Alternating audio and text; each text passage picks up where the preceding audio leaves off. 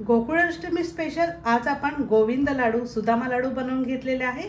सुदामा लाडू हे नाव मी ठेवलेलं आहे कारण श्रीकृष्णाची आणि सुदामाची फार घट्ट मैत्री होती आणि सुदामाच्या हातचे पोहे श्रीकृष्णाला खूप आवडत असायचे। त्यामुळेच त्यांची घट्ट मैत्री होती आणि त्यामुळेच कदाचित मला नाव सुचलं असेल सुदामा लाडू।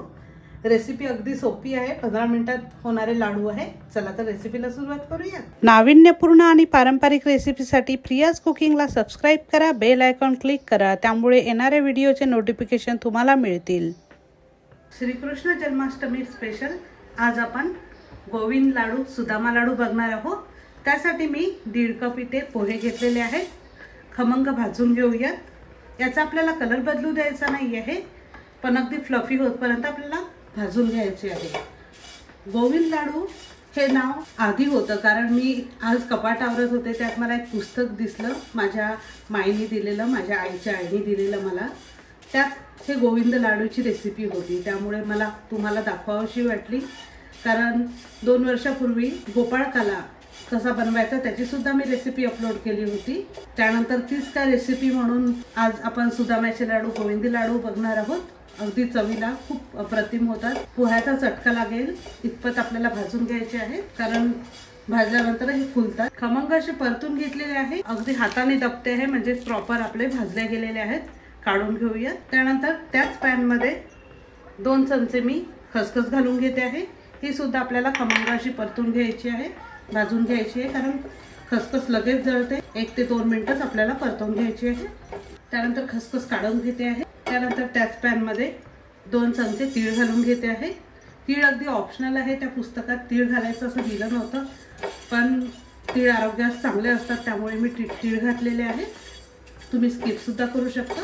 पावसाळ्यात जरा थोडी थंडी असते त्यामुळेच कदाचित तीळ घालावेसे वाटले कारण तीळ आरोग्याला खूप चांगले असतात। कॅल्शियम भरपूर असतं तिळामध्ये, पांढऱ्या तिळामध्ये। जस्ट कडक होईस्तोवर आपल्याला परतून घ्यायचे आहे। तीळ सुद्धा छान भाजून झालेले आहेत, कलर अजिबात बदललेला नाही आहे। काढून घेऊया। त्यानंतर त्याच पॅन मध्ये अर्धी वाटी सुकं खोबऱ्याचा किस घातला आहे।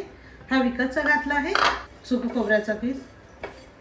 खमंग असं परतून घेऊया। याचा सुद्धा आपल्याला कलर खूप बदलू द्यायचा नाही आहे कारण मग चवीला कळवट होतील लाडू। खोबरं सुद्धा खमंग असं परतून झालेलं आहे, लगेचच कलर बदलतो आहे त्यामुळे मी काढून घेते आहे। त्यानंतर त्याच पॅन मध्ये आपण अर्धी वाटी शेंगदाणे घालून घेऊया। साली सकट आहे, व्यवस्थित भाजून घेऊया साल सुटेपर्यंत।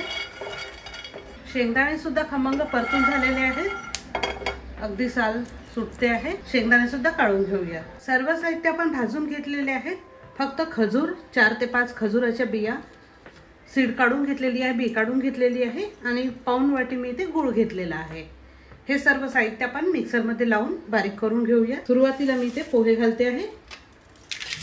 मिक्सरच्या पॉट मध्ये मी पावडर तयार करून घेतलेली आहे पोह्यांची।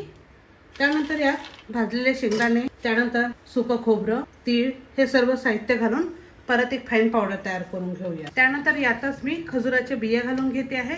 कधी कधी घरी खजूर नसतो, त्याऐवजी मग गुळच तुम्ही जास्त घालू शकता, त्यामुळे चव छान येते। गुळ सुद्धा घालून घेते आहे। परत एकदा मस्त बाइंडिंग येतपर्यंत मिक्सरला बारीक करून घेऊया। मिक्सरवर फाईन अशी पावडर तयार करून घेतलेली आहे। त्यानंतर थोडं जस्ट मी जायफळ किसून घालते आहे कारण गूळ आहे। तुम्ही वेलची पावडर सुद्धा यूज करू शकता, पण गूळ असल्यामुळे जायफळ छान वाटते चवीला, त्यामुळे जस्ट मी जायफळ किसून घातलेलं आहे।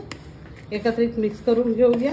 हे लाडू अगदी पौष्टिक होतात, मुलांना, वयोवृद्धांना, घरातल्या प्रत्येक व्यक्तींना सुद्धा खूप छान आहे कारण यात ड्रायफ्रुट्स मधले आपण खजूर सुद्धा घातलेले आहे, शेंगदाणे, तीळ हे सुद्धा आहेत आणि गूळ सुद्धा आहे, त्यामुळे चवीला सुद्धा अप्रतिम होतात। याला बाइंडिंग येते आहे का बघूया। बाइंडिंग येते आहे, याचे आपण लाडू वळून घेऊयात। तुम्हाला आवश्यक वाटत असेल तर तुम्ही तूप सुद्धा घालू शकता यात। 2 ते 3 चमचे बाइंडिंग यायला हवी म्हणून येते आहे। याचेच आपण लाडू वळून घेऊया।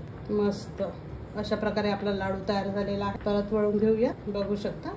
अशाच पद्धतीने आपण इतर सुद्धा करून घेऊया। हे हेल्दी अँड टेस्टी लाडू नक्की ट्राय करून बघा आणि तुमच्या मुलांना सुद्धा फार आवडेल। चला तर परत नवीन रेसिपी सोबत भेटूया। धन्यवाद।